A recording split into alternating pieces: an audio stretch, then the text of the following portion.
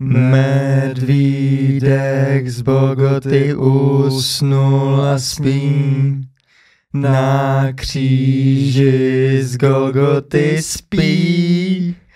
Za 30 stříbrný z medvídka padá sníh, no a ty římští psi ho sížejí na saních o Vánocích. Sober Boys podcast.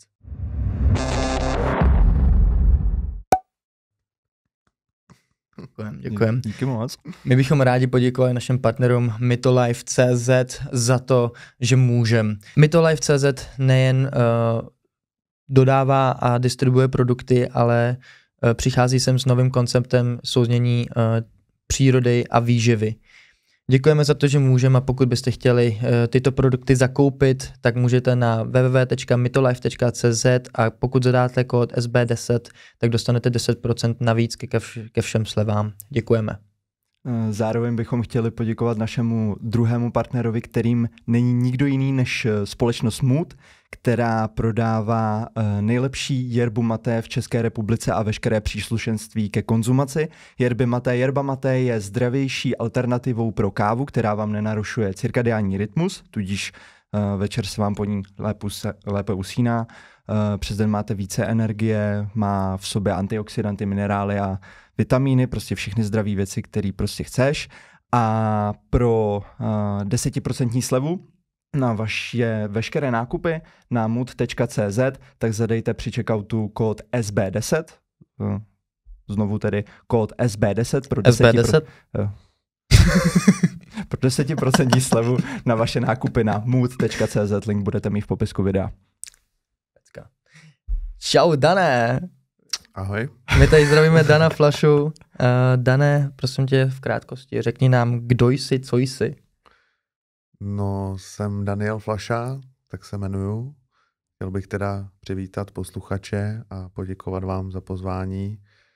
Já jsem teda bývalý dealer, feťák, mukl a teďka jako jsem o tom něco napsal, tak si hraju na spisovatele a zkouším nějak prorazit, no, už mi nic jiného nezbylo, než o tom psát a mluvit takhle, takže tím jsem, no, to jsem já. Díky, že jsi tak krásně Shrnul. Zesumerizoval. Upřímně, bez přetvářky. No, já jsem se chtěl zeptat rovnou ze začátku.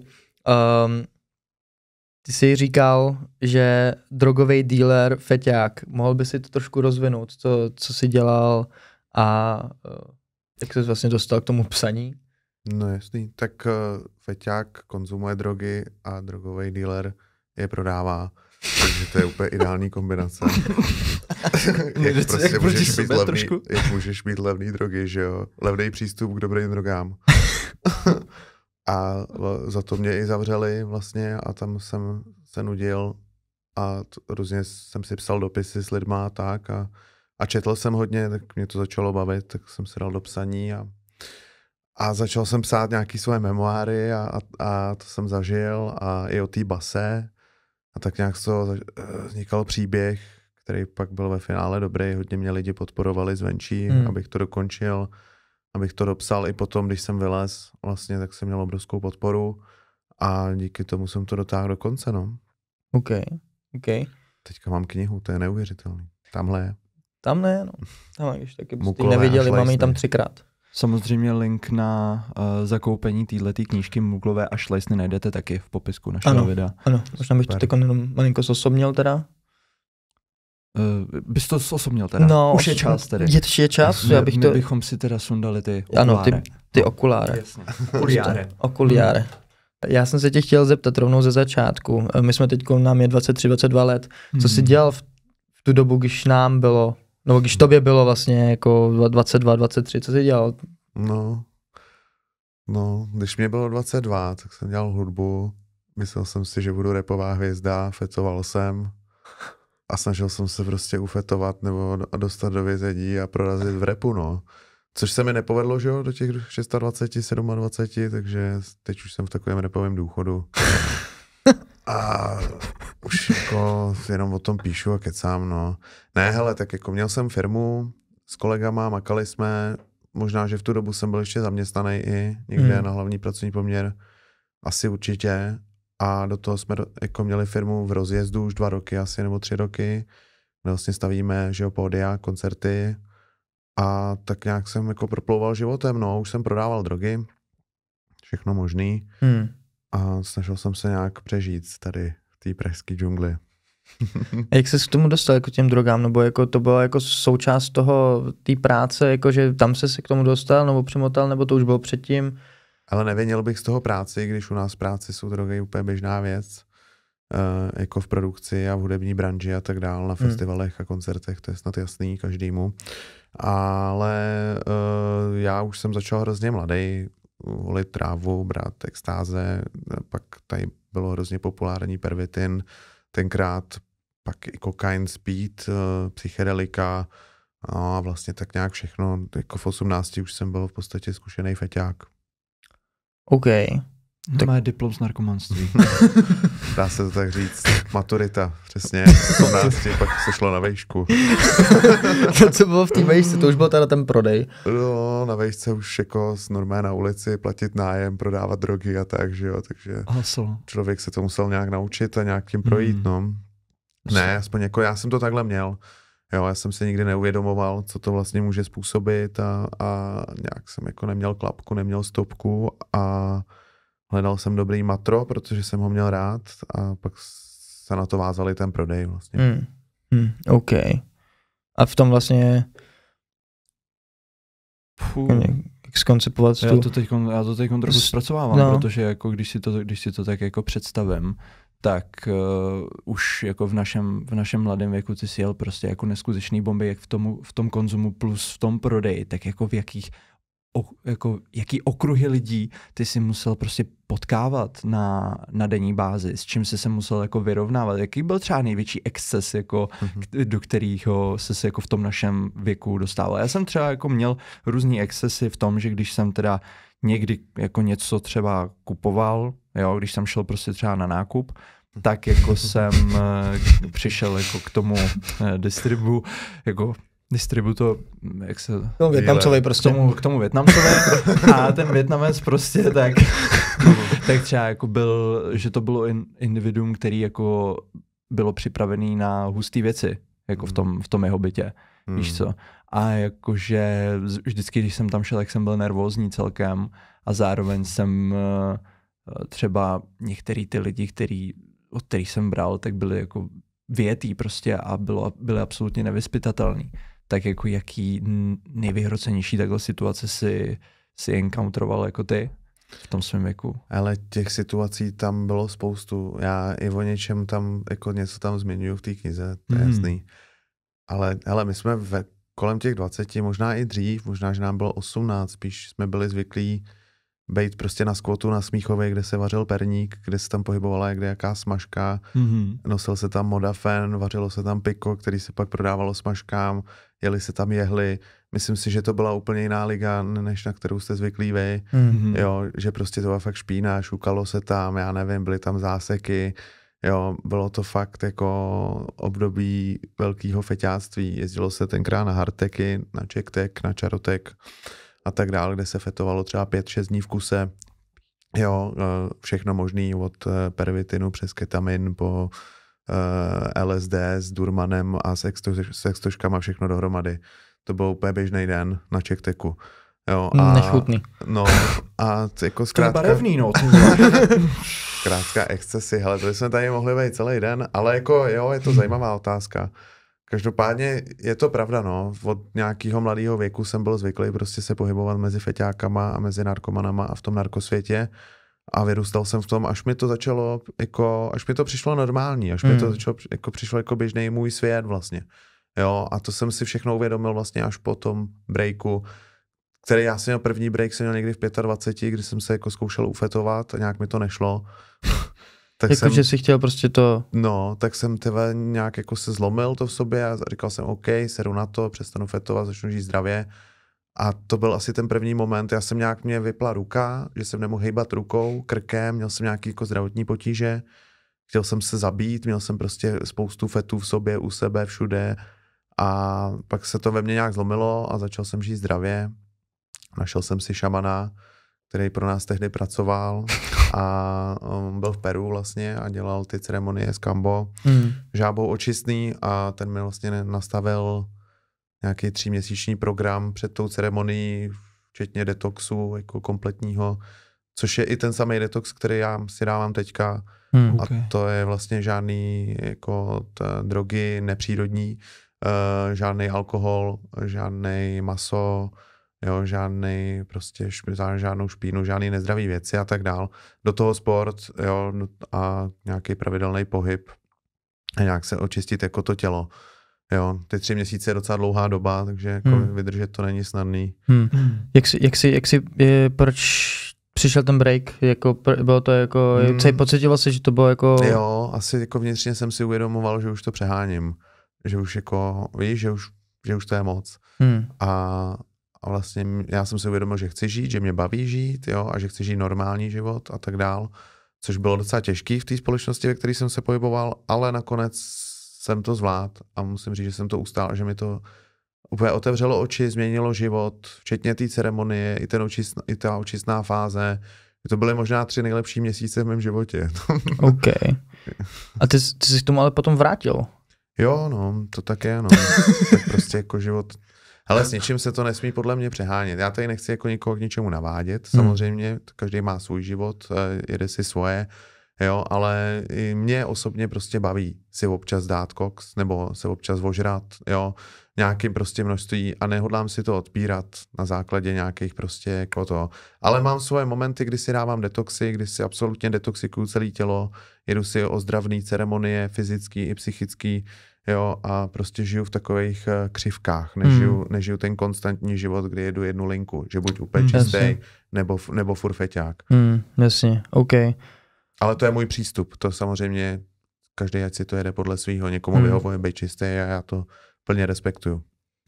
Tak. Ne, ale děkujeme jako za upřímnost, protože tohle jako taky chce Koule to přiznat, jako že prostě jo, hele, jako dám si, nemám to celý jako clean, jako to prostě máme my, k čemu jsme se jako upsali, což jako samozřejmě dobrovolně a jsme rádi, jako potřebovali jsme to a extrémně nám to jako nese ovoce, ale že ta tvoje cesta je taky cesta a je důležitý jako to prostě tolerovat, no. A já jsem se chtěl zeptat, jako, čím se to jako posralo, jako, proč jsi skončil ve vězení? Co se tam jako stalo? V kolika to bylo a si bys nám mohl jako povyprávět trošku o té fázi tvýho života? Jo, mě bylo 29, když mě zatkli a to už jsem jako prodával nějakých skoro 10 let. A poslední 3 roky jsem měl jako nejlepší koks v Praze, se dá říct, protože jsem ho měl z dobrých zdrojů a měl jsem ho velké množství a sám jsem si ho dával moc rád. Hrozně mě to bavilo tehdy a lidi to viděli, že to je dobrý, takže se to jako nabalilo hodně. A spoustu lidí za mnou začalo chodit, známých lidí, ať už prostě celebrit, manažerů a všechny tady ty lidi, co berou kokain, bohatý lidi a tak dál. A začalo to být jako tak populární, že už jako mi chodili lidi do bytu skoro jak do supermarketu a volali mi ve 3, v 5 ráno a už jsem si nedával pozor. Jo. Sám jsem jako taky na tom nebyl nejlíp v té době. Psychicky nedával jsem si pozor a někdo mě udal. No. Někdo udal na policii, že prodávám extáze na Václavském náměstí, což jsem teda nikdy nedělal, ale jako ecstasy, you want some ecstasy, man. Co, možná by mi to šlo. Před Darlingem třeba. No, to známe, no. Takže to byl ten první jako asi úder té policie, nebo ten impuls k tomu, aby nás začali sledovat. Oni nás sledovali a pak nás sebrali. No a našli u nás 2 kila kokainu, nějaký kilo fenixových slz, stožky, nějaký LSD tripy, trávu a tak dále, klasickou výbavu dílera, prachy samozřejmě, hotovosti v sejfu, váhy, důkazy měli všechny, odposlechy, videa a tak dále. Takže jsem byl v prdeli, no, 29. Hrozilo mi 8 až 12 let a byl jsem ve 3. odstavci vlastně a myslel jsem si, že celý život je v hajzlu, no. Naštěstí to dopadlo tak, že jsem dostal 3 roky, protože jsem spolupracoval. Ono ani pro mě nemělo smysl nespolupracovat, protože už všechno věděli. Vlastně měli mobily, informace, odposlechy, videa, věděli od koho, komu a tak dál. A já jsem pak jako, mě pustili z vazby a dal jsem se dohromady. Soustředil jsem se na firmu, začal jsem studovat vejšku a taky jsem byl čistý, vlastně nefetoval jsem, nebavil jsem se s nikým, kdo fetuje moc a dal jsem se dohromady, měl jsem spoustu polehčujících okolností, u toho soudu to pomohlo a dostal jsem 3 roky, no. Což díky bohu za to. I rok je dlouhý v té base. V té base je to dlouhý prostě, no. Je to přes 1000 dní, no. Jako, když to vezmeš, to je jako... 3 roky je dlouho. Proč se směješ? Ne, dobrý. Já si představuji úplně v těch filmových scénkách, jak si tam prostě, že jo, škrábeš na tu zeď, ty. A ono to prostě není jak ve filmu v té base, no. Já jsem si taky myslel, jako, že jo, taky jsem se snažil, ale není to samý. Ten film to trošku idealizuje, nebo naopak dramatizuje. Víš co, protože se z toho snaží, ale prostě jako největší realita je taková, že tam je šílená nuda. A ta nuda je prostě nejvíc ubíjející. Jo. A pak jako k tomu bereš ty faktory, že tam je samej degeš, může tě někdo napadnout, bachaři tě buzerujou a tak dál, špína a tak dál. A to jsou prostě takový vedlejší faktory toho, že vlastně nejvíc ubíjející je to, že ten čas se zastaví, ty vlastně nikoho nevídáš, nevíš, co se děje venku. A ta psychika tě drtí mnohem víc, než prostě to, že tě někdo buzeruje nějaký dement. Jo, ale jako... Tak co, zasloužil jsem si to, myslím si, že jsem si možná zasloužil i víc klidně, jo, myslím si, že to dopadlo dobře pro mě a ten trest víceméně byl spravedlivý, nastoupil jsem, odkroutil jsem si to, po půlce jsem šel domů, napsal jsem tam knihu a teď jako už žiju jiný život. Já teda jako musím říct, že, jako, že co jsem si jako uvědomil, že už jenom to jako vyjít ze společnosti, kde jsou jenom feťáci, kde jsou jenom jako narkomani a tak dále, tak je extrémně jako těžký, že jo, že vlastně ty jsi v tom vlastně vyrůstal a dostat se z toho ven to muselo jako, spotřebovalo jako hodně velkou sebereflexi, jak se z tomu jako, jak jsi s tomu dostal, že jako chceš představit, normálně jako lidem to nedochází, když nikdo nemá takovou sebereflexi v tomhle světě. Oni v tom zůstanou, že navždy, jak... Ale ono je pravda, že takhle, když to vyrůstáš, tak ten svět se nikdy opustit jako zcela nedá. Ale najdeš mezi těma lidma i ty praví, jo, ať už berou něco, nebo jsou na něčem, nebo mají nějaký psychický problémy, nebo cokoliv, tak prostě i mezi nima najdeš jako ty praví. Asi nejvíc jako pomohla ta basa tím ostrašujícím případem a tím, že to pak vlastně ukázalo, kdo je ten pravej a kdo jako, víš, se s tebou dál baví a dál s tebou nějak jako funguje jako kamarád, jo, a to je asi to důležitý. Jinak já nikoho neodsuzuju za to, že třeba bere nějaký drogy, nebo tak, ať si každý dělá, co chce, když mě s tím neotravuje mi život s tím, tak úplně v pohodě. Takže já to toleruju a jako bavím se s těma lidma dál, jenom prostě s nima nedělám tu činnost, no. Jako neberu s nima, nechodím už tolik na mejdany, vlastně skoro vůbec, teďka vlastně úplně vůbec, nebo jdu a piju tam vodu, že jo, to asi znáte. Známe. 5 litrů vody za mejdan, furt má člověk žízeň a furt se nudí, že jo. Jo, já už ani nevím, co mám pít, že jo, často si dávám čaj, ten barman vždycky jak na straně čumí, že jo, že co to je za debila. Čaj v baru, že jo. To bych si nedovolil si říct vůbec. Vždycky perlivá voda stačí. Tady musím vařit vodu, tohle. No, ale jako takhle mě ten život baví. Já se umím zabavit i bez toho, i bez těch látek, jo. Mě baví se jako stýkat s lidma, bavit se s nima, jo, takže já mám lidi rád a rád se pohybuju ve společnosti a nepotřebuju k tomu nějaký látky, abych se cítil líp. A to je to, co prostě jako je hrozně těžké, že všichni jsou zvyklí na to, když jdou ven, tak prostě si dát alkohol, jo, samozřejmě to je hned, nikotin, tak dále, aby se zabavili. Vlastně neumí se bavit sami bez toho, být jako střízlivý a bavit se, i to už je těžký, že jo. Aby to vůbec mělo smysl, to, že jsme se přece sešli tady, že jo, spolu v tom klubu, no, nebo že jdeme do té hospůdky, nebo cokoliv a prostě musíme se buď jako zrušit, nebo prostě sjet. Tohle já jsem nikdy nepochopil. Já jsem nikdy nepochopil takový to jako shromažďování a hromadný fetování dohromady. Já když jsem jako fetoval většinou, tak jsem to nebral jako společenskou zábavu, ale jako pro sebe nějaký jako life hack v podstatě, že si jako nějak pomůžu, třeba, že si dám stimulant, tak mám víc energie, nebo si dám, já nevím, extázi, nebo MDMA, tak prostě jsem jako uvolněnější třeba na tancování, nebo sex, nebo takovýhle věci. Ale jako takový to, že si lidi sejdou a musíme se ožrat, musíme se vyšťupat, dlouho jsme se neviděli, tohle, to jsem nikdy moc nepochopil, ale v pohodě, jako, tak ať si to ty lidi dělají, no, jako dobrý, ale jako já jsem to spíš bral vždycky hodně subjektivně, no. Okay. To je zajímavý přístup, to je jiný přístup, než který já jako znám vyloženě. My jsme to dělali právě. My jsme to dělali právě kolektivně. No. Jo, mě ty lidi přijdou právě úplně postihnutý, jo. Ale to je jako můj, a nic proti, a to je jako můj názor. To je šílený, když prostě máš, jako když jdeš 2 dny, prostě máš zadělaný ty okna, aby tam nikdo neviděl prostě a prostě jenom sedíš a bavíš se, prostě posloucháš hudbu, jak to je hrozný, se cítil jak v doupěti prostě. Ale hele, celkově prostě ty mladí lidi, jak já to pozoruji, že jsme byli někde na brigádě, na tom rally jsme byli spolu a byly tam mladý holky, tady to a prostě celou dobu někde jsme byli mekáči na nějaký snídani nebo co, to bylo tenkrát ještě než si ho Soberboy a prostě všichni tam jako řešili jste drogy, ne? Jakože kokain, tady to, musíme si dát kokain, sehnat kokain, i ty holky, tohle kokain, jo, to mám nejradši, prostě koks, víš co, tohle je pořádnej dobrý koks. A jak sedím, poslouchám, ne, a říká, hej, řešíte něco jiného než jako drogy a tohle, víš co, vy mladý, tohle, tak o 10 let starší jsem, to není o tolik.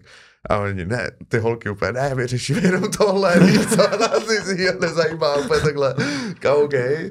Jo, šílený, jako oni teď v dnešní době se to taky dostalo do toho eteru, že všichni o tom mluví úplně v klidu, normálně. A to je v pohodě, to si myslím, že jako, že je v pořádku, že by se o tom mluvit mělo, proč ne? Hele, tak jako tím, že o něčem nebudeš mluvit, to nezmizí. No, to bude jako furt. Ale ono, ne, já si myslím, že spíš u těch mladých to jako dopadlo tak, že lidi si myslí, že to je normální. A to si myslím, že už je špatně. On se mezi náma v naší jako věkové skupině tak koks se strašně normalizuje. Jakože my jsme to nečekali, my jsme si mysleli, že právě jako na ty kalby do těch klubů, takže je to taková jako minorita, která tam prostě jako si fakt jde na ten hajzl. Teď už to není. Připravit si to, ale dneska už vyloženě jako pokud máš, tak ty vole jako, tak si v prdeli a musíš jako, a máš směnu, ty vole. prostě jenom můžeš to rovnou jít, vole, jenom na hajzl. A jenom dělat geometrii, celý večer, vole. Prostě architekty, vole. Hele, je to zajímavý a je to jedna z věcí, na který se v té knize snažím upozornit, jakože to není úplně tak cool. Jo, brát koks, prodávat koks, mít koks furt u sebe, jo, že jako porušuješ nějaký hranice, zkoušíš se nějak psychicky. Já neodsuzuju kokain jako drogu, vůbec ne. Přírodní kokain podle mě skvělá droga. Myslím si, že by to mělo být legální, to je můj osobní názor. Jasně. Vím, že v Bernu už to testujou, ve Švýcarsku by to chtěli rozjet, v nějakých latinskoamerických zemích už to dokonce museli rozjet, aby zachránili ekonomiku a tak dál. Jo, ale myslím si, že by to mohlo fungovat, že by vlastně o tom lidi měli víc informací, bylo to nějakým způsobem regulovaný, stát by z toho vybíral peníze, podobně jako je to třeba s marihuanou ve Spojených státech, v Holandsku nebo ve Švýcarsku, kde to jako funguje. Jo, takže to já jsem pro, ale jako brát koks na ulici, kde je koks ilegální, kde koupíš kde jakou sračku, jo, nikdo neví, co v tom je, čím to míchají, projde to 10 rukama, jo, prostě kurvíš si tělo, kurvíš si duši, jo, utrácíš zbytečně prachy, splachuješ do hajzlu, takhle házíš do hajzlu a splachuješ a ještě si u toho kurvíš tělo. A jako ve finále to prostě nikam nevede. A pak ještě ten hustle s tím, ten obchod a tohle, ty shady lidi, to, co za to hrozí, ty sazby, ty palby, stejně jako za vraždu a tak dál. Takže jako já bych si už nezahrával po druhý teda. A na to se snažím upozornit v té knize a myslím si, že to je důležitý. Doufám, že to tak lidi budou chápat. Zatím ty feedbacky jsou takový, že jo. Že se na mě obracejí lidi s tím, že jo, to musím dát přečíst synovi, on prodává. Ne, fakt, jako tohle se mi běžně stává, jo, nebo že to musím dát přečíst, tady on sedí, jo, tak třeba si uvědomí, což jsem hrozně za to rád, protože to měl být ten efekt. Spíš naopak jsem se bál, že třeba mladí lidi si to přečtou a řeknou si, jo, ten je cool, ten prodával, seděl, to budu dělat taky. Říkal, no, můj bože. Doufám, jako, že ne, jako. To je super, ale že to přesně tuto message a ten efekt, že to má. Já teda doufám, ono to je tak psaný, jakože vtipně, jo, já se snažím být vtipný, dělat si z toho všeho prdel, ale vždycky upozorňuji, jo, tak ona to zase taková prdel není.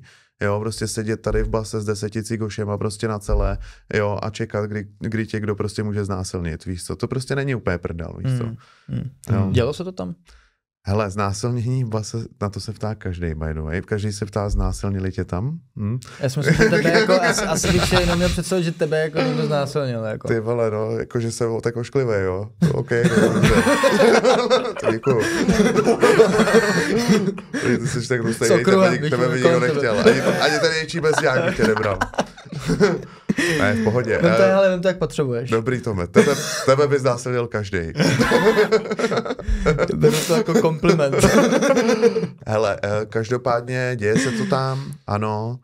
Myslím si, že hodně těch problémů pramení s tím, že vlastně jsou homosexuálové i transsexuálové a tady ty lidi jako na stejných oddílech jako normální lidi, což jako si myslím, že dělá trošku bordel potom.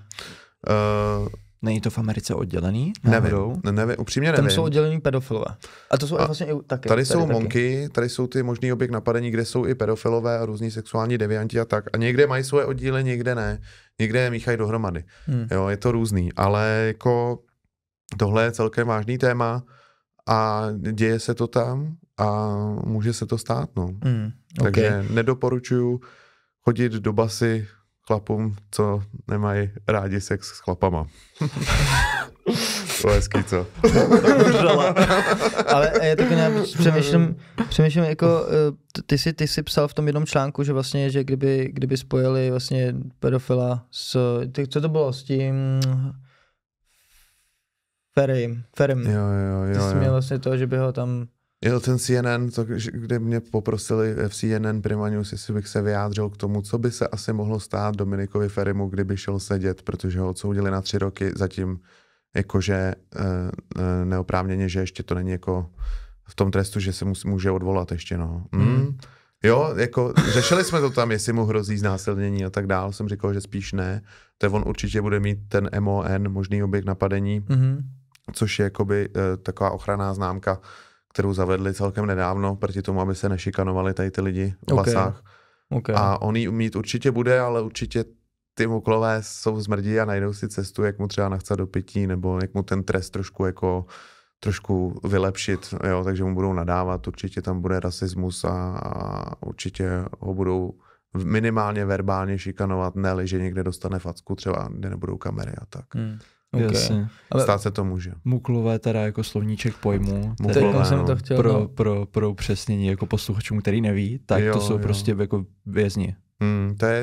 To se osvojilo někdy v 50. letech, kdy vlastně se tak říkalo muž určený k likvidaci, MUKL, což byli vlastně lidi, kteří bojovali proti režimu, že jo. Jo, takže to byli disidenti a tak dále, kteří seděli za komunismu. A ono se to nějak jako zůstalo a ustálilo, muklové, no. Muklině se říká v ženském rodě, jsme taky řešili s jednou moderátorkou, co se mě ptala, jak je to v ženském rodě, tak je to muklině. OK. A šlajsny je taky nějaká zkratka? Šlajsny je to, já tak říkám lajny, nebo tak říkám třeba děvkám, hezkým holkám. Já si prostě ty slova, já si je ohybám a dělám si s nima, co chci. Ale jinak šlajsna je samozřejmě vodácký výraz, jo, pro vlastně průjezd vězu. Jo, takže to je jako šlajsna, jo. Ale jo, oficiálně.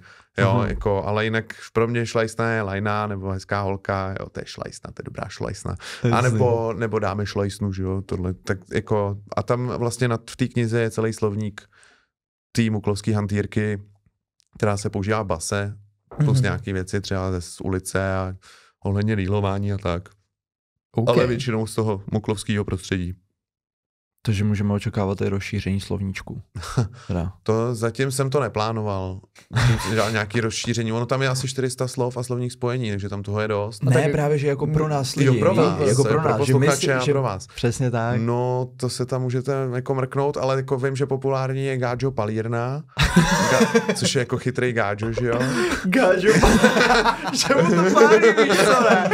Jo. To je super. Když není zas tak chytrý, tak se říká jenom kapacita. Gáďo. Jseš kapacita? Jseš kapacita. Jo. No, říká se to hodně. Ta muklovská hantýrka je vtipná, že jo? Pornu se říká karate. Máš nějaký karate, more, jasný chábr, tady máš karate. Co, víš si vyhonit. Márovat. Ale jak to tam probíhalo, jakože, co se týče jako holek, jako žen, vy jste vlastně tam jako, ty jsi tam rok a půl si jako neviděl skoro ženu, ne? No já nevím, jestli jste to zažili, ale existovaly takový časopisy jako Leo, Sextrém, nebo český Péčko. Leo ještě na... Tak ty tam volepený, otrhaný furt jsou, tak si tam můžeš jako podívat na ženu, no. Ale ne, hele, tak jako některé holky dělají dozorkyně, jsou takový, některý jsou dokonce hezký. A tam, kde jsem byl já, tam v té díře, tam byla jenom jedna stará, taková bába stará, hnusná, to je jedno. A měl jsem tam teda mistrovou, která byla docela hot, a tak jako mě už tam přišel hot úplně každej po té době, no, ale jinak tam nemáš přístup, no, tak to je jako součást trestu, že jo. Máš někde v některých basách intimní místnosti a když seš hodnej a plníš a blablabla, máš dobrý hodnocení, tak jednou za 3 měsíce máš na hodinu intimní místnost, kde si můžeš teda pozvat někoho na ty intimnosti. OK. Jinak jenom honíš v kabince. A prej to je tak, že jako se to láme v těch chlapech tak po 2 letech a pak už jako ti stačí si vytáhnout péčko a nechat se vyhulit od chlapa, že to je v pohodě. No. OK. No.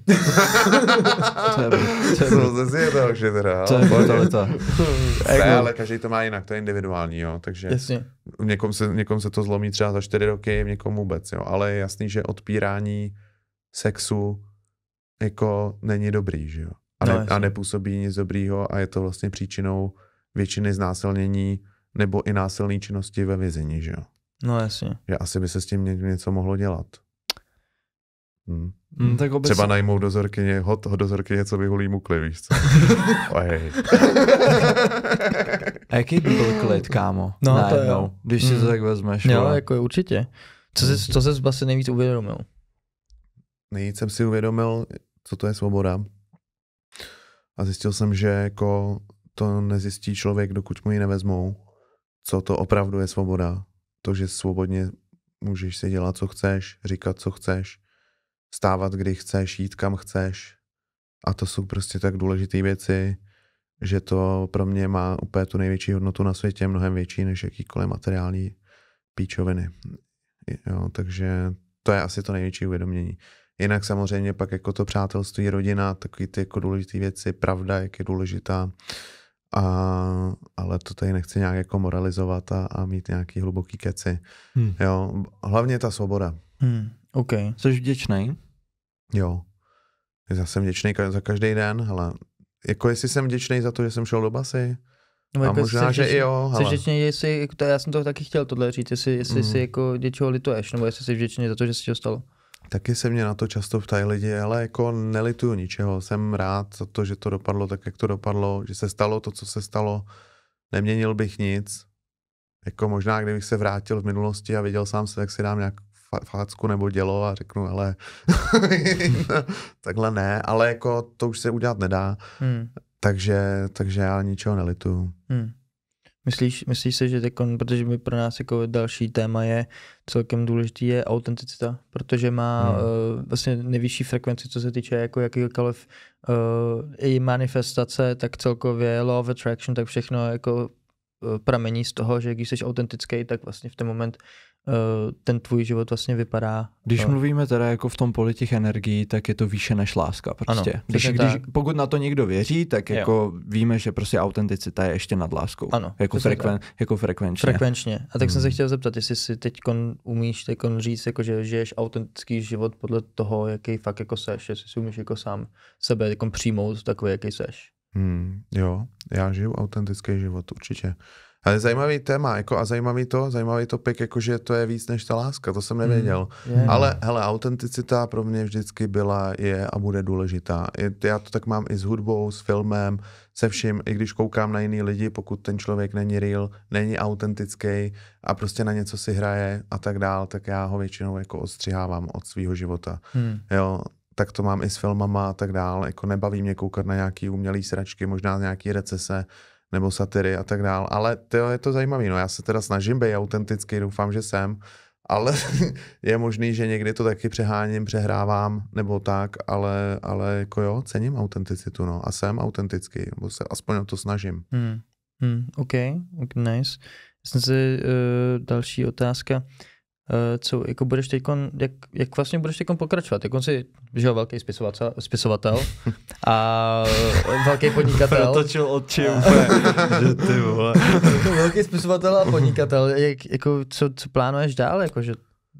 Hele, já mám spoustu plánů, ne každý vždycky vyjde, ale s tou knihou mám radost, že se povedlo vlastně crowdfunding na startovači, vybral jsem peníze na to, abych to mohl vyrobit, udělal jsem přes 500 kusů, všechno se prodalo, už mi tam zbývá poslední 100, furt chodí objednávky, což mám radost, mám nějaký ještě jako taky další podcasty, interview, média, výstupy a tak dál a jako přemýšlím o tom, je několik cest. Přemýšlím o tom, že si založím nakladatelství a vydám si to sám.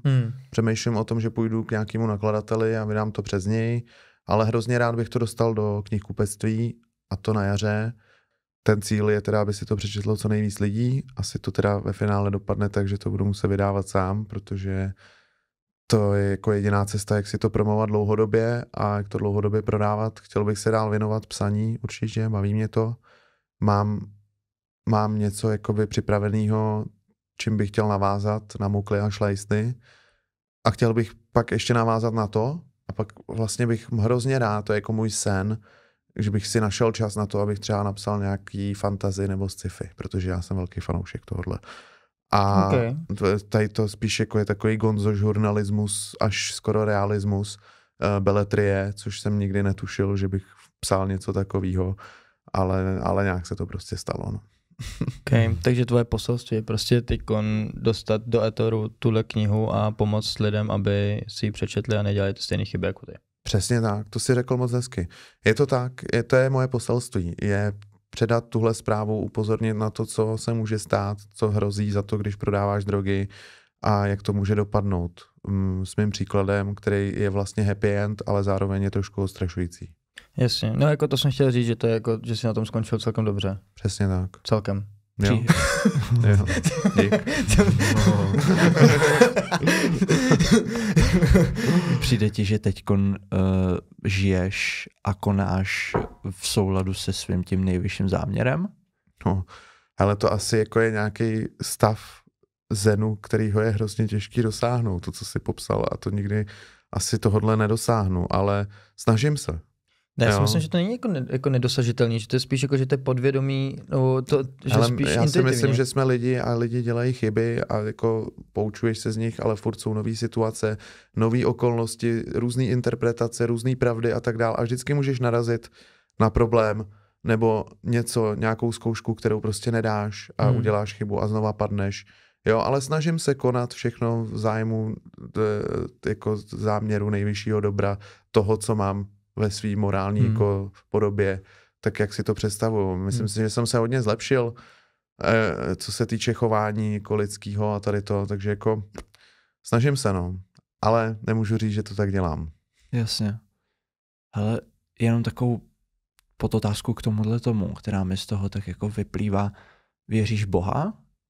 Ne, já nevěřím Boha, ale jako já jsem byl hodně tlačený do náboženství odmala vlastně z babičiny strany státový, jako katolictví, pak jako židovství. Já jsem chodil i na židovskou školu, kde mě učili hebrejštinu, judaismus a tady to jako 4 roky normálně, jako 3 hodiny týdně všeho, jo, synagogy a tak dál a já jsem si z toho vždycky spíš dělal legraci, já miluji černý humor z náboženství a z rasismu, to mám úplně nejradši, jo, a pak, no jasně, a pak jako z holek, z feminismu a tohle, jako já úplně miluju, nebo z mrtvých lidí a tak, bohužel mám rád tady ten humor a já jsem ateista a věřím ve fyzikální zákony, takže když mi to jako vysvětlíš vědecky, tak ti to uvěřím. Okay. Jo, samozřejmě nějaký duchovno a nějaký energie asi jsou, ale myslím si, že jim nerozumíme natolik, abychom to pojmenovali nějakým bohem nebo zaštítili nějakým náboženstvím. OK, super. Děkuju. Pohodě. No? Jak to máš, braši? Jak to teď je? Ne, přemýšlím to, já jsem, protože to je jako ten černý humor, samozřejmě jedeme taky. A já, jelikož jsem Němec, tak asi víš, jako jakým směrem to jako jde. Jo. Tam je to jako automatický, víš, jakože, ale jako samozřejmě prostě věci takhle. společnost dovoluje nějaké černý humor a nedovoluje nějaký černý humor. Samozřejmě prostě jako to, co je povolení, tak jako většinou to chápou lidi, kteří se totiž jako úplně nezabíjejí tím, tak jsem se ztratil. Ale já jsem se nikdy neřídil podle společnosti, nebo podle toho, co společnost jakoby schvaluje a neschvaluje. Jo. Přijde mi to prostě jako dost bizarní, v dnešní době, kdy se začíná zakazovat skoro úplně všechno. Že? A nějaká jako svoboda slova a tak dále. Samozřejmě humor může být i nevhodný, dost nevhodný, zvlášť když je černý, ale jako je to síla vůle toho tohle jako překonat a mít nadhled a jako víš co, a jít dál, anebo případně toho člověka vyfakovat. Často za blbej vtip dostaneš do držky, tak to prostě je. A takhle to funguje i s černým humorem. Jo. Tak někdy překročíš tu hranici, tak dostaneš přes ruce. Můžou tě za to i zavřít v dnešní době. Jo, tak to bylo právě s tou filozofickou fakultou, kdy vyšetřovali spoustu lidí. Padají knihy. Ten geniální product placement, muklové šlejsty, dámy a pánové. No jo, takže jako v dnešní době je nebezpečný si dělat srandu ze všeho. Jo, ale i dřív se zakazovalo spoustu těchto věcí. Má to nějaký hranice? Má to určitě hranice, já si myslím, že to je jako správně, že to tak je. Samozřejmě ten, co má ten nadhled, tak to jako tak nebere. A jsou samozřejmě lidi, kteří to prostě berou jako osobně a všechno je osobní, ale samozřejmě potom vidíme, na jaký jsou jako úrovni. No jasně. Já tady vidím teď, vnímám ten průsečík s tím humorem a s nějakým vážným tématem, že my jsme teď tady měli jako posledního hosta, že tu Barču Hajkovou z Fakenstru a tam právě extrémně těm pacientům, kteří si prochází tím onkologickým onemocněním, tak jim pomáhá si z toho dělat prdel. Vyloženě, že tím humorem se vyléčí. Přesně tak. A mně právě jako přijde, že OK, jako jsou určitý tragédie, které se prostě dějou, ať už tady, či kdykoliv na světě, nebo jako v Americe už je to prostě jako normální téměř, tam už jsou na to zavedený snad ty protokoly, jakože jak by se ty lidi měli při určitých situacích chovat, že si to nacvičujou, víš co? Ale že ten humor, i když se jako dle společnosti nehodí, tak jako extrémně v tom pomáhá. Já jako vím, že to je amorální, ale pomůže tak to vždycky. Víš co, tak když nejseš přímo v tom, nebo nejseš nějakým způsobem tím jako zasažený, což prostě jako samozřejmě upřímnou soustrast jako těm, co jsou zasažený. Ale prostě, a to jsou jediný lidi, kteří mají právo se k tomu vyjadřovat. Víš co? Zbytek lidí by k tomu o tom neměl co mluvit. Tak držíme ubos. Hele, anyway, zpátky k tomu humoru. Jako je to dobrý téma, protože to je jako součást té knihy. Ten humor vlastně provází celou tu knihu. A já tam vlastně říkám, nebo píšu v té knize, že humor byl můj jediný kámoš, který mi zbyl v té base a já jsem si tam začal dělat srandu úplně ze všech a ze všeho. A neuvěřitelně mi to pomohlo, jak v tom trestu, v tom průběhu, tak i v tom psaní, i v té kreativitě vlastně, kdy vymýšlíš vtipný situace nebo koukáš na nějakýho mukla a přirovnáváš ho k různým věcem, zvířatům, víš co, a tak dále, a říkáš si jo, nebo se vracíš do historie, do pravěku a tak, víš co, říkáš si jo, to je to jak v pravěku, tyhle, oštěpají. Jo, takže to prostě člověku hrozně pomůže a to je takový jako hezký humor. V té knize není zas až tak moc černýho humoru, jsou tam nějaký narážky, třeba na ty rasy, nebo na tohle, což se děje, nebo na násilí, znásilňování, geje a tak dál. To tam jsou, ale já si myslím, že každý, kdo si to přečte, tak pochopí, že můj humor je v rámci té hranice v pohodě a že vidí, že já nejsem žádný rasista, že já vlastně ve finále mám ty cigány v té base rád, jo, a dělám si z nich přesto srandu, protože sranda musí být, jo. Tím bych to asi uzavřel, to téma to nevhodného humoru. Jasně. Jak je pro tebe v tento moment důležitý zdraví? Teďka hodně, protože mi je 35 a jako už to není, co to bývalo. A jako začínám to pociťovat a i vídat na svém okolí, takže já zdraví řeším hodně. Hodně řeším zdravý životní styl i kvůli té base, protože tam prostě furt byly nějaké nemoci, špína, jo, špatná strava, špatný jako biorytmus, úplně všechno špatně. A takže jsem se snažil nějak z toho dostat jako a znova začal jsem prostě jako já jsem cvičil i base, ale začal jsem i běhat, začal jsem jezdit na kole, žít zdravě, co nejvíc, nejíst sračky, jo, a starám se, jak to jde. Jsi schopnej identifikovat, že to vlastně, že ti to jako doběhlo třeba? Že jako, nebo že máš jako pocit toho, že ti to doběhlo a ty to začínáš řešit, nebo už to řešil i předtím? Já už to řeším tak nějak od těch 25, kdy byl nějaký ten jako hlavní break. Jo, ale jako ty drogy mě doběhly, ale je to zničující. Tvrdý drogy, alkohol hodně, samozřejmě cigarety snad úplně nejvíc, to víme, pervitin samozřejmě, jo, tak to prostě člověka doběhne, to je cítit, tam jako je to všechno, jo, orgány, zuby, jo, to všechno jde do prdele. Jo, některý lidi na tom perníku vydrží dlouho, to je jasný, když 20 let berou, jo, ale pak je to stejně doběhne, jakmile jim dojde, tak je to stejně doběhne. Jo, takže buď tu matru musíš mít furt, anebo prostě se do toho nesrat radši. Ne, jako takhle, prostě jako není to zdravý, tvrdý drogy určitě ne a jako s ničím se to nemá přehánět, takže jako opatrnej bych byl určitě. Jo, něco může někomu pomoct, to neříkám, nějaký látky mají léčebný, teďka se hodně experimentuje s MDMA, extází na bázi jako nějakých psychických problémů, který se tím léčej. Stanislav Grof už vlastně od nějakých 60. experimentuje s LSD, že jo, a léčbou, že jo, psychicky narušených jedinců, v Americe na to má léčebnu svojí, jo, takže jako nějaký látky můžou pomoct, tráva může někomu pomoct se uklidnit, třeba když je nervózní nebo tak. To říkal i Bára právě minulou epizodu, že to vlastně jako i využívají, aby se i sklidnili nějaký ty jako pacienti. A myslím si, že jako samozřejmě v tomhle jako smyslu je to někdy jako nutný a myslím si, že s tím náboženstvím můžeme možná jako to, že my jsme měli hosta, který říkal, že právě každá droga má svoje místo. Má svoje místo, kde to je jakoby využitelný. Že on jako nekategorizoval ty jednotlivé drogy jako dobrý a špatný, ale špatné umístění a dobré umístění. Jako například toho, že když se ocitneš jako v polní nemocnici v uvozovkách, tak seš rád, že tam je ten opiát, protože třeba když máš rozseklou nohu a bolí ti to jak svině, tak prostě potřebuješ, aby si byl jako nějak omámený na tu chvilku, než ti to prostě někdo třeba zašije. Je to hezká filozofie. Já spíš zastávám tu filozofii, že jako celkově ty drogy a látky nejsou špatný, ale spíš jako lidi s tím neumějí zacházet. Jo, většina lidí jako se snaží experimentovat, být hustý, ale ve finále oni neví, k čemu ty látky slouží, jak se mají brát, v jakém množství, jo, v jaký společnosti, v jaký kombinaci s dalšíma látkama a tak dál. A pak právě dochází k tomu, že jsou závislí na sračkách, že se ničí tělo, jo, nebo že prostě jsou v prdeli, že jo, z drog. Jasně. Tak to je, no. Takže žádná látka podle mě není ve světě zbytečně a má nějaký účel a místo. Souhlasím s tím, no. Dobrá filozofie. Kdože to říkal?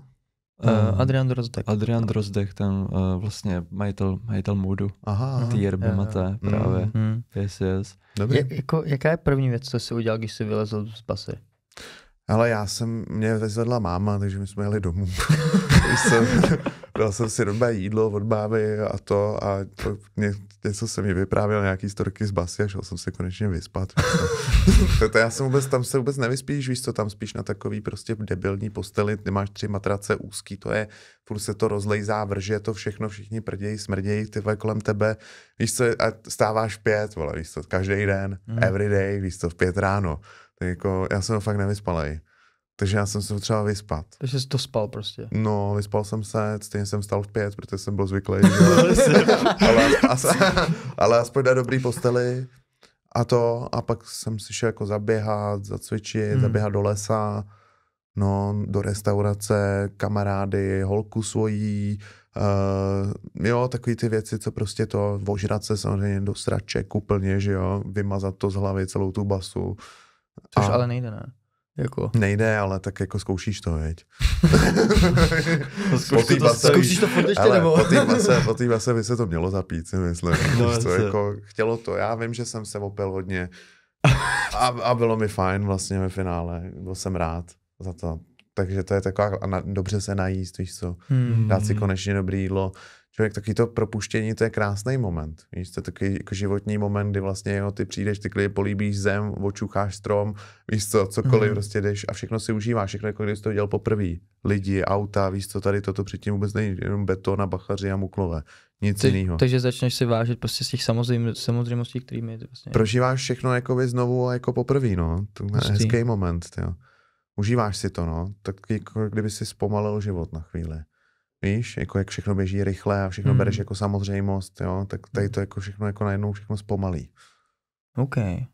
On ten vděk je extrémní, jako silný prvek i ohledně jako mentálního zdraví, protože třeba lidi, který mají depky a nebo prostě mají nějaký jako psychický onemocnění, nebo právě jako se cítí ne psychicky zdravě obecně z dnešní doby a konzumace prostě obsahu na sockách a porovnávání se a tak dále, tak jako ten jeden z hlavních protokolů, který já začínám jako poslední dobou poslouchat i z různých jako kurzů, který jako budeme taky vlastně jako připravovat postupně, tak že ten vděk tam hraje obrovskou roli. A že ta vděčnost obecně, že to je faktor, který my si strašně jako neuvědomujeme, že bereme právě jako ty věci jako samozřejmost. A ty si mohl na vlastní kůži si opravdu zažít to, že když vidíš každý den mukly, vole, a beton, že prostě vyjdeš ven a najednou i ten posraný strom je prostě úžasný.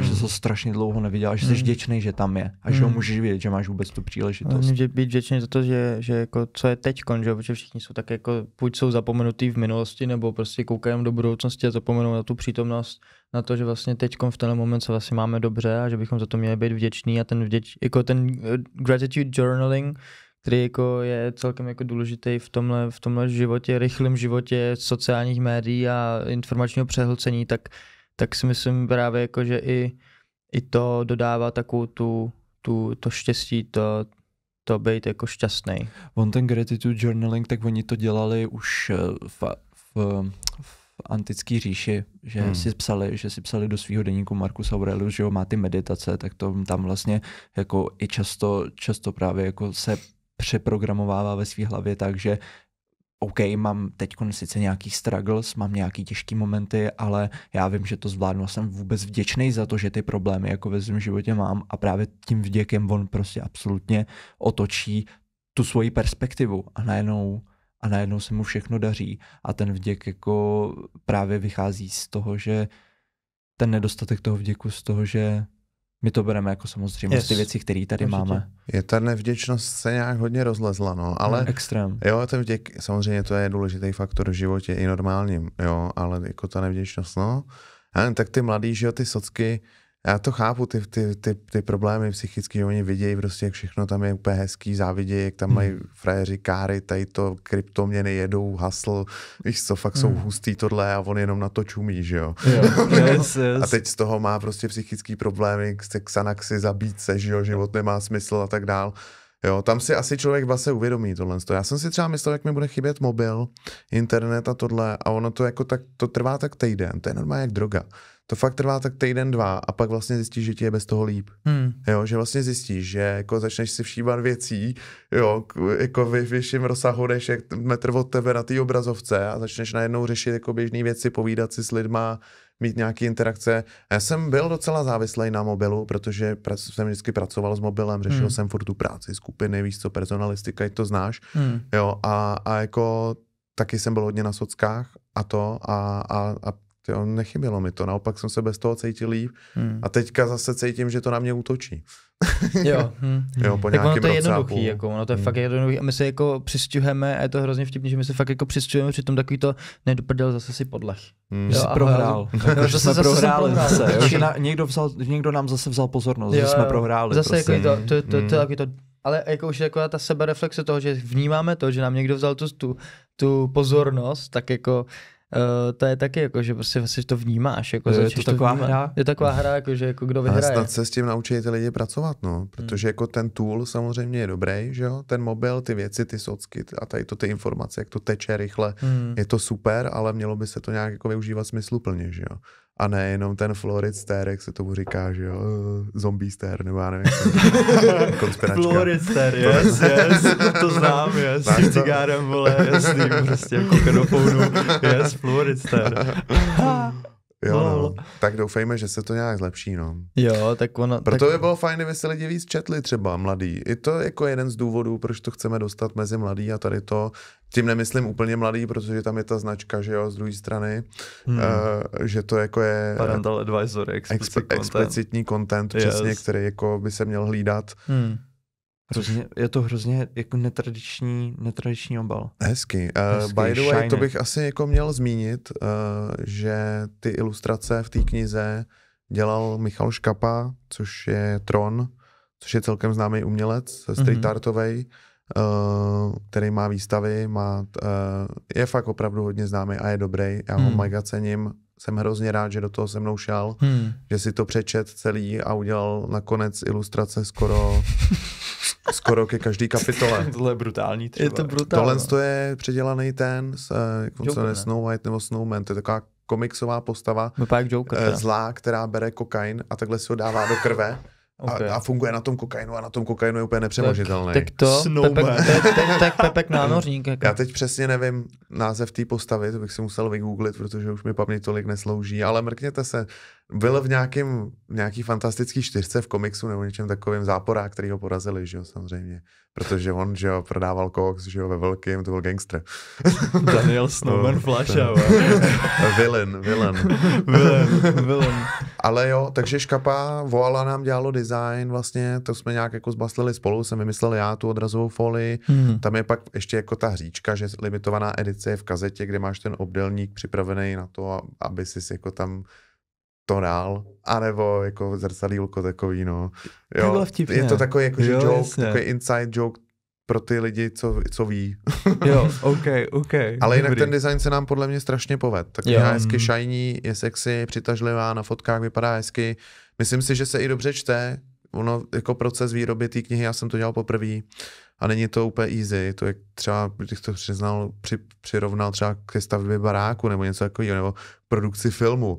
Je to fakt jako něco, co fakt jako stavíš od začátku, od designu přes slova, po tady to, jak to bude vypadat, jaký písmo, jaký stránky, jak velká kniha, tohle je fakt jako komplexní záležitost, která je hrozně nedoceněná. Lidi fakt strašně málo čtou a jako vyrobit tu knihu stojí strašně množství energie a času a všeho a ve finále jako z toho nejsou skoro žádný peníze, že jo? Co si budeme povídat, ten trh skomírá, lidi čtou míň a míň a spíš jako frčí content jako audiovizuální, že jo? Nic proti, kluci, to, co děláte, je super náhodou. Jo. Ale bylo by fajn, kdyby lidi víc četli. Já tak jako my podporujeme četbu, my tady máme ty knížky, že jo, které jsme všechny přečetli. To jsem si všiml. Jo, úplně všechny, no. Ne, tak jako většinu z nich, pár máme ještě třeba jako v plánu, v plánu máme jako třeba rozečtený třeba 4, protože já si jako tak, jak už jsem říkal, že už se tak jako beru podle toho, co se mi jako v ten moment hodí. A je to takový jako trošku jiný typ čtení, než jako, že přečtu jednu takovou tu, jako, co máme jako daný, jako přečtu jednu, potom druhou. No, takže jdu jako tak víc na jednou prostě. Člověk střebává ty informace trošku jinak, když čte, co? Je to takový jako... Je to hlubší, no. Víc to jako se dostane do toho mozku, si myslím, než když jenom kouká na nějaký obrázky nebo když jenom poslouchá nějaký audio. Ale jako jo, bylo by fajn, kdyby mladí četli. Čtou mladí jako vaše generace knihy, nebo aspoň e-knihy, nebo... Jo, my přidáme už tak titulky. Tyto lidé čtou. Naši lidi čtou. Jo, takže to jsem rád, no. Já bych byl rád, kdyby si to lidi přečetli. To je fakt jako... To jsem si teďka dal za cíl a hrozně rád bych to jako nějak dostal mezi lidi. To neznamená, že já chci mít bestseller, nebo tohle mě nezajímá, ale chci, aby to četlo co nejvíc lidí, aby to třeba vyvolalo nějaký diskuze nebo nějaký reakce na to.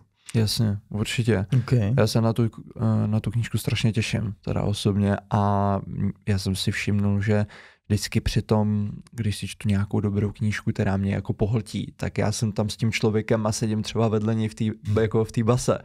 A právě jako že ten vizuál, co není jako na té obrazovce, tak mám prostě v hlavě. Jo? A jako jsem zvědavý, jak hluboko se ponoříme s tebou. No. My máme jenom vizuální, jakoby všechno, co si jako, když jako si ti řeknu, hele, slon, tak si vybavíš slona, že jo, ale jako vizuální obraz. Vlastně víš, takže jako většinou to je hezký na tom, že i když čteš, tak vlastně se ti stejně vybaví prostě obraz. No jasně, no. Jak tu fantazii, že jo, to rozvíjí, no. Jo. To je super, no. Jo. Ale mi to jako fakt upadá taková ta kreativita, takový to, že ono teď to jako třeba přebírá to AI, jo, taková ta kreativita fantazie, to, že vlastně, že ono to vytvoří něco, co si myslel, že nikdy neexistuje, a ono najednou ti tam vyhodí prostě nějaký jako paprsky a blablabla, a nějaký jako objekty, které vlastně vůbec neexistují. Takže v tom je jako určitě zase taková ta bujná fantazie, kterou kterou má ta AI, tak vlastně nám to zase třeba možná i ta AI pomáhá jako zase jako obnovit. Nám neskutečně pomáhá AI. A jako rozšířit tu kreativitu, no. Jako AI je tool, že jo, to je prostě další nástroj, který když jako využiješ ke správné věci, tak ti může pomoct. Naopak ti může i stejně ublížit, že jo, stejně jako sociální média a tak dál. Ale jako když to používáš správně, tak to, já jsem to zkoušel taky na psaní používat, ale nefunguje to. Jakože to neumí nahradit ještě jako uměleckou tvorbu a to asi nikdy umět nebude. Ale i když se to už hodně blíží, jako, tak si myslím, že takovou tu opravdovou uměleckou tvorbu to nikdy nenahradí. Jo, ale jako samozřejmě jako tool třeba k pomáhání psaní článků, e-mailů nebo já nevím, statusů, tak si myslím, že to je úplně skvělý, že jo. Nebo i k nějaký té komunikaci, zjišťování informací, tady to, že jo, to je rychlejší než Google, že jo. Jo, takže za mě super, já AI podporuju technologie a to máme nahrávací studio, který nám možná můžeme prodat za chvíli, jestli to AI půjde touhle rychlostí, že jo. Protože jako textu audio a textu video, že jo, vynahrazuje všechny tady ty hračky, které tady používáme, že jo. Je to tak, jako, že my je využíváme. No, jako, že my využíváme. Jako fakt reálně, jako nepotřebujeme člověka na to. No, ono se říká, že jako AI úplně nutně nenahradí přímo člověka, ale člověk, co právě umí a ovládá tu AI, tak jako nahradí toho člověka, co ji nevyužívá. No jasně, právě. No. Proto si myslím, že je důležité to využívat. Já jsem pro, určitě, jo, využívat by se to měly by se hledat cesty, jak to použít jako k dobrý věci a ke zvyšování kvality života, že jo, ve společnosti. To je asi ten základ, no. Samozřejmě budou lidi, co to budou zneužívat, budou lidi, co prostě jako tomu budou podlíhat a tak dál, no. Budou problémy s tím a to jsou celý život. Mně se na tom strašně líbí teďko jako i obecně, jak přemýšlíš. Ty přemýšlíš jako podnikatel. Jakože i přesto, jakou máš jako minulost, tak je to podnikání. Je to podnikání. Je to hustle. Je to prodávání kokainu. To je podnikání. Tak musíš vytvořit prostě jako funnely. No. Logistika, že jo, distribuce. Nějaký pijárko, že jo, nějaký word on the street, víš co. Postprodukce. Skladování, tady to, jasně no. Ne, hele jo, jako prodávání koksu je podnikání. Já teda se nesnažím moc přemýšlet jako podnikatel, já už jsem nějaké jako svoje ambice na to, že vydělám prostě miliony a že to je můj hlavní cíl, jako uspět v biznise, to už jsem jako dávno ztratil. A to už je hodně dávno. Teda. Tím raperstvím teda. No, to ještě je to... V tom rapování šlo o takový to, že se chtěl cítit jako rapper a předává nějakou message, víš co, a tady to, a být hrozně real a tohle, a to už je dávno pryč. Jo, to jsem ještě potom chtěl vydělávat prachy a být jako podnikatel úspěšný, jo, což se mi i povedlo v podstatě, ale jako nikdy to nebyl nějaký můj hlavní cíl. Neberu se za nějakého extra podnikatele, spíš takový normální týpek, snažím se žít jako už nějak střídmě, normálně. Jo, baví mě podnikat, ale v rámci nějakých mezí, nerad si jako zasahuju do soukromého života, mám rád svoje volno třeba, víš co, dokážu si užít, cestovat, tady to. Jo, jsou jiné věci v životě, než vydělávání peněz. Myslel jsem to tím způsobem, že ne přímo jako to materiálno, ten výdělek, ale že přemýšlíš tak, že chceš být co nejsvobodnější, že jako nechceš mít někoho nad sebou. Právě, kdo ti bude říkat, jako, že tohle máš a tohle to. Víš, že si od začátku už od toho mladého útlýho věku jako přemýšlel tak, že teda mně to tak přijde, asi si jako byl někde samozřejmě zaměstnaný, to si i říkal. Dlouho. Byl svým pánem, ale já mám odmakáno dlouho, hele, pod šéfama, jako. A jako taky trpěl jsem, no. Já mám svobodnýho ducha, víš co, a mám rád svobodu. Mám rád, když si můžu dělat, říkat, co chci, nemám rád, když mi někdo něco zakazuje, ale občas je to nevyhnutelný a to i když podnikáš, tak máš klienty a ty musíš poslouchat, to je v podstatě tvůj otrokář, víš co, jestli chceš mít zaplacenou fakturu, že jo. Jo, takže jako nikdy jako je to tak, no. Nikdy nemáš úplnou svobodu, že jo. Jo, i když podnikáš, ale jako važme si toho, co máme, protože zatím je to hezký. Tak můžeš mít víc svobody a méně svobody. To je pravda, no. Ale někdy je větší svoboda být třeba dobře zaměstnaný, víš co. A nebo nebýt vůbec zaměstnaný. Jo, taky to může být svoboda. Pojďme filozofovat. Ale zpátky jako ke knize, tak jestli tam máte ještě nějaké otázky jako ohledně příběhu mýho, nebo knihy, nebo tohle. Já bych teda určitě rád řekl, když už teda jsem tady na tom podcastu, že teda tu knihu jsem napsal jako ručně ve vězení, ve výkonu trestu, Pak jsme ji jako editovali nějakým způsobem, pak jsme ji vyrobili. Vyrobilo ji teda to studio Voila ve spolupráci s náma, což je takový malý studijko na Letný grafický, kde nám hodně pomohli. Škapa nám udělal ilustrace, Monika Šmídová, tu bych chtěl teda pozdravit, to je holka, která mi neskutečně pomohla, vlastně bez ní bych to nikdy neudělal. A pak jsou tam ty editoři Izabela Kalinová, Michal Veselý, což jsou studenti Leoše Kiši, což je celkem známý spisovatel, známý jako František Kotleta, který napsal hodně sci-fi, fantasy, příběhů, který se čtou v base a jsou tam strašně uznávaný. Vlastně Kotleta a Kulhánek jsou jako jedny z nejuznávanějších autorů v base, co se čtou, pokud teda neberu v potaz porno a nějaký časopis jako krimi. No jasně. Jo, takže tady ty lidi mi hodně pomohli, chtěl bych jim poděkovat. A vlastně už zbývá posledních 100 kusů, to znamená 450 kusů se prodalo, něco se rozdalo, za což jsem strašně rád. Knihy jsou v oběhu, feedbacky chodí neuvěřitelný, každý říká, jo, přečet jsem to za 2-3 dny, jsi strašný frajer, jak jsi to dokázal, tohle. Jo, já jsem hrozně rád za to. Nemyslím si, že jsem nějaký frajer, mám tu pokoru, jo, OK, udělal jsem z ničeho nic, napsal jsem knihu, dobrý, jsem jako hrdý na to, pyšnej, ale byl bych rád, kdyby si spíš lidi z toho něco vzali, aby to poslali dál tu message a řekli někomu jinému, jestli to přečte a tak dál. A pak třeba napíšu ještě něco jiného, když to bude mít úspěch. OK, skvělý, super. Co bys doporučil mladší generaci na základě svých zkušeností? Jo, určitě bych jim doporučil, aby nebrali všechny drogy tak jako já, když jsem byl mladý, jako úplnej debil, jo, ale aby si o tom něco zjistili napřed. Neříkám, ať to nikdy neskoušej, jako když si to chtějí zkusit, ať si to klidně zkusej, ale ať si o tom přečtou, zjistějí si informace, jestli vůbec to zvládnou. A to myslím už od základních drog, jako lehkých drog, jako je marihuana, alkohol, cigarety, jo, tak ať si o tom zjistějí co nejvíc, co to dělá tomu tělu, jestli to pro ně může být prospěšný, ať se informujou. A ať si dají pozor, no, a hlavně jako ať se neženou do nějakých prostě nelegální činnosti, protože to za to nestojí potom, jo. A jako ten čas je mnohem vzácnější než nějaký peníze nebo nějaký tady fame na Instagramech, sockách nebo čemkoliv, jo. Je prostě mnohem cennější ten svobodný život takový, jaký je, i když chodíš do práce, jo, a třeba tě to nebaví, nebo studuješ něco a nevíš, co máš dělat se sebou, nevíš, co se životem, tak bych jim doporučil, aby hledali dál tu cestu nějakým jako dobrým a legálním způsobem, bez toho, aniž by se intoxikovali nějakýma sračkama, o kterých ani nic neví. A byli šťastný, no. Časem třeba. Určitě. To bylo hodně deep. To bylo hodně deep. Já jsem za to hrozně rád a jsem rád, že jsi tady s náma byl. Já děkuju za pozvání. Tak jo, tak tím pádem se teda asi rozloučíme a já teda děkuju za pozvání a mějte se hezky. Jo, Dane, moc krát ti děkujeme. Ještě naposledy v linku najdete odkaz na knížku, na koupi knihy Muklové a Šlajsny. Dejte like, odběr, zvoneček a my se s váma loučíme. Mějte se hezky. Super boys, ahoj. Čau.